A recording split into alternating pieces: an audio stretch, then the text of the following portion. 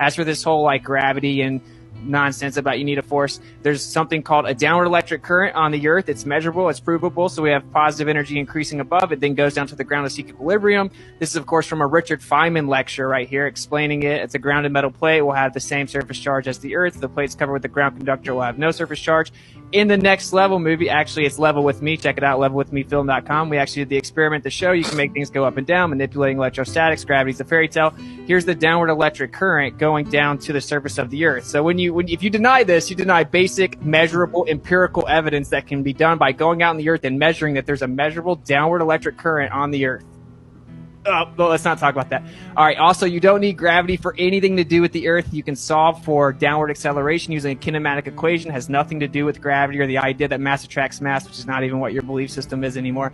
So you don't need it at all. All you need is the height of the ball or whatever is falling. Then you need downward acceleration, what you're solving for, the time and the initial velocity. And this kinematic equation can solve for little a or little g, quote unquote, which is downward acceleration. Everywhere on the Earth, for all engineering, anything you use gravity for can be solved completely without the idea of gravity.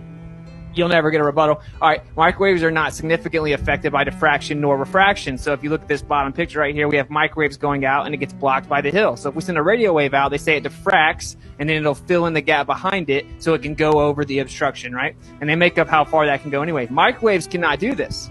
Microwaves do not diffract or refract like that. So if you shoot a microwave horizontally straight at a hill, it's going to get blocked by the hill because the diffraction refraction is significantly different. Well, if we look at the curvature of the Earth is supposedly going to block these horizontal microwave transmissions, right? So say we're a 100-foot tall tower. It should be at 200 distant mile. We should have 23,495 feet of curvature blocking the obstruction or obstructing the actual target, right? And then we should only go 12 miles. If we're 300 feet up, then it should only go 21 miles. Unfortunately, the ACE, which is the Allied Command Europe High Band, was a NATO communication system implemented during the Cold War, where they're shooting 50 to 250 miles with microwave transmissions. Microwave transmissions. And again, you can't just cop out by saying refraction and diffraction. It doesn't work like that.